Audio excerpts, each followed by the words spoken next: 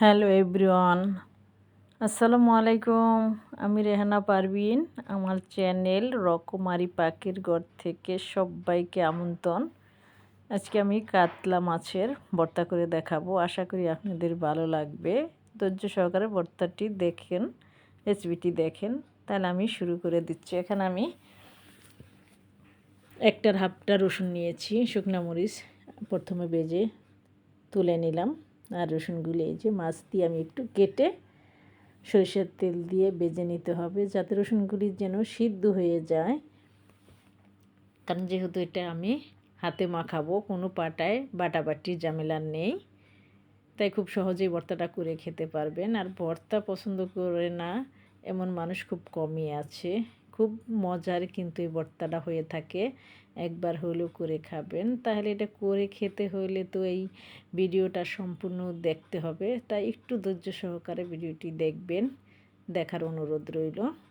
তাই রসুনগুলি যেহেতু একটু মোটা, পেঁয়াজগুলি তো আগে দিলে একটু পুড়ে যায়, সেই জন্য তেলের ভিতর রসুনটা ভালো করে ভাজা হওয়ার পর পেঁয়াজটি দিয়ে নেড়ে চেড়ে নামিয়ে নেব। তো পেঁয়াজটি তুলে নিয়ে ওই প্যানের ভিতরই তেল দিয়ে দিলাম। আর সম্পূর্ণ কিন্তু মাছ, পেঁয়াজ, রসুন, মরিচ সবই আমি সরিষার তেল দিয়ে ভেজেছি, কোনো সয়াবিন তেল দিইনি। তবে সরিষার তেল দিলে বেশি মজা হয়। আর আপনার যদি অত তেল না থাকে তাহলে দুইটা মিলেও দিতে পারেন। তারপরে এই যে মাছগুলি ভেজে নেব।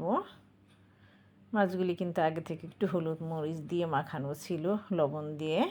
আর লবণটা আবার যখন ভর্তা করবেন তখন অবশ্যই চেক করে নেবেন। আর আমি পেঁয়াজ রসুন ভেজে নিয়েছি, রসুনগুলি কিন্তু একদম সিদ্ধ হয়ে গিয়েছে, যাতে হাত দিয়ে যেন ম্যাশ করে নেওয়া যায় এরকম।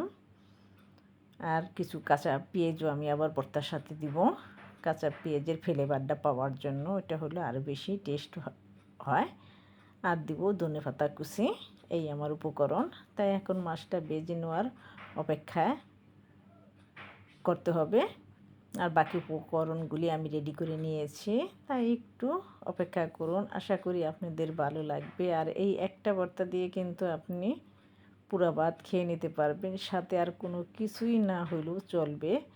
তাই একবার হইলেও এই ভর্তাটি করে খাওয়ার জন্য অনুরোধ রইল। আশা করি আপনাদের ভালো লাগবে। ভালো লাগলে কমেন্ট করে জানাবেন। আর ভিডিওটি শেয়ার করে দেওয়ার অনুরোধ রইল। আর যদি আপনাদের একটুও ভালো লেগে থাকে তাহলে আমার চ্যানেলটি সাবস্ক্রাইব করে আমার পাশেই থাকবেন প্লিজ। কারণ আপনাদের ভালোবাসা ছাড়া কিন্তু আমি এগিয়ে যেতে পারবো না। আমরা যারা ফেসবুকে বা ইউটিউবে কাজ করি সবাই আপনাদের ভালোবাসা দরকার, বা ভালোবাসা ছাড়া কিন্তু কেউই এগিয়ে যেতে পারবো না। তাই এই যে দেখেন মাছটা কিন্তু যেরকম ভাজা হয়ে গিয়েছে, একদম কিন্তু মুসমুসের মতন করবেন না, তখন কিন্তু ভর্তাটা একটু রুক্ষ রুক্ষ হয়ে যাবে, ড্রাই হয়ে যাবে। তাই মাছটা এরকমভাবে ভাজবেন যে একটু ভিতরে রসালো থাকে। আর এই যে ভাজা হয়ে যাওয়ার পর আমি ঠান্ডা করে নিয়েছি। এখন হাত দিয়ে কাঁটাগুলি বেছে ফেলে দিতে হবে। এই যে দেখেন। আর যদি আপনি মাছের চামড়া যেটাকে বলে ওটা যদি না খান তাহলে ওটা ফেলে দিতে পারেন। এই যে হয়েছে আমার মাছগুলি বেছে নিয়েছি। আর এই যে অল্প কিছু কাঁচামরিচ, ধনেপাতা কুচি, আর এই যে যেই রসুন পেঁয়াজটা ভেজে নিয়েছিলাম আমি যে এরকম নরম করে নিয়েছি। আর এই যে শুকনো মরিচগুলি ভেজে তুলে নিয়েছি। এখন আমি লবণ দিয়ে শুকনো মরিচটাকে আগে ডলে নিব। আর মাছগুলি কিন্তু আমি কাটা বেছে হাত দিয়ে আবার ডলে নিয়েছি, যেহেতু অনেক সময় দেখা যায় একটু বড় বড় থাকে, আবার একটু ছোট ছোট থাকে, সবগুলি যেন একরকম হয়ে থাকে, সেজন্য আমি একটু হাত দিয়ে মাছগুলিও কুচলিয়ে নিয়েছি। এবার মরিচের সাথে লবণ দিয়ে মরিচটা একদম ভেঙে নিব। আর মুসমুসা মরিচ কিন্তু লবণ দিয়ে ডলা দিলেই একদম ভেঙে যায়। যে দেখেন এরকম ভর্তা দেখলে কিন্তু আমি আর সহ্য করে থাকতে পারি না, আমার একদম জিভে পানি চলে আসে। তারপর মরিচগুলি ভেঙে নেওয়ার পর ওই কাঁচা পেঁয়াজগুলি দিয়ে দিচ্ছি। কাঁচা পেঁয়াজগুলি দিয়ে একটু হাত দিয়ে এই যে ভর্তা টাইপের মতো করে নিতে হবে। যেরকম করে নেওয়ার পর ভাজা পেঁয়াজ রসুনগুলি ওটার সাথে একসাথে ম্যাশ করে নেব, মিশিয়ে নেব। তারপর রসুনগুলো একটু হাত দিয়ে চেপে দেব। চেপে দিলে কিন্তু রসুনগুলো কিন্তু একদম সিদ্ধ হয়ে গিয়েছে। হাত দিয়ে একটু চাপ দিলে রসুনটা ভেঙে যাবে এরকম। এখন এই যে সম্পূর্ণ দুইটাই একদম মিশিয়ে ফেলেছি, ম্যাশ করে দিয়েছি। তারপর এই যে মাছগুলি দেখেন, মাছগুলি আমি একদম কিন্তু জুড়ি জুড়ি করে নিয়েছি। এখন ওই পেঁয়াজের সাথে ওই যে দিয়ে হাত দিয়ে একটা ভর্তা করে নেব। ভর্তাটা যে এত মজার, অনেকেই হয়তো এই ভর্তাটা করতে জানেন না, তাই খুব সহজভাবে আপনাদের আমি দেখালাম বা ভর্তার রেসিপিটা শেয়ার করলাম। অনেকেই ভর্তা আমরা বাটার জন্য কিন্তু খাইতে পারি না, বা সবাই পছন্দ করি। বিশেষ করে দুপুরের টাইমে কিন্তু ভর্তা খুবই মজার লাগে খেতে, ভাতের সাথে, গরম গরম ভাতের সাথে। এই যে দেখেন ভর্তাটা এই যে এরকম হয়েছে, তাই আমার কাছে মনে হলো কি একটু রুক্ষ রুক্ষ, তাই আর একটু তেল দিতে হবে, আর বেশি করে একটু সরিষার তেল দিবেন। ভর্তা বলে কথা, ভর্তার ভিতর কিন্তু সবসময় একটু তেল, লবণ, মরিচ এগুলো একটু বেশিই লাগে। তাই আমি চেক করে নেওয়ার পর মনে হলো যে আর একটু লবণ লাগবে, তাই আর একটু লবণ দিয়ে আবার মেখে নিচ্ছি। আর একটু তেলও আমি দিয়ে দিব। আর ধনিয়া পাতাটা কিন্তু অবশ্যই দেওয়ার চেষ্টা করবেন। তারপরে যে মেখে সাথে সাথে গরম গরম ভাতের সাথে খেয়ে দেখবেন।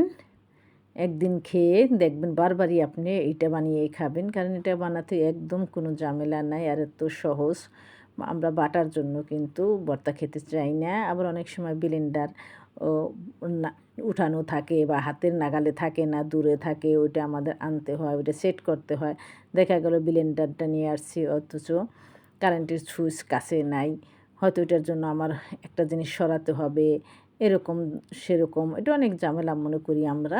তাদের জন্য এই রেসিপিটা খুবই উপকারে আসবে। আর একদিন বানিয়ে কিন্তু আমরা কয়েকদিন রেখে খেতে পারি। ভর্তা কিন্তু আমরা সুন্দর একটা বাটিতে আটকিয়ে রেখে দিলে কিন্তু স্বাদ ফ্লেভার দুটাই অটুট থাকবে। তাই আশা করি আপনাদের উপকারেই আসবে। আর দেখেন মাশাআল্লাহ ভর্তার কালারটা কত সুন্দর আসছে, দেখতেই বোঝা যায় না যে এটা একটা ভর্তা। আর ওই যে পেঁয়াজ যখন মেখে নিয়েছি ওইটাও আমি একটু তুলে নিয়ে এসেছি, ওইটা দিয়েও কিন্তু ভাত খেতে খুবই মজা লাগে। আর এটা দিয়ে যদি আপনি বসা ভাত খান তাহলে তো আর কথাই নেই, কথা বলে না সোনাই সোহাগা এরকম হয়ে যাবে। যে দেখেন মাশাআল্লাহ ভর্তাটা এবার আমি বাটিতে তুলে নিয়েছি। কার কার খেতে ইচ্ছা করছে কমেন্ট করে জানাবেন। আর যে যেখান থেকে ভিডিওটি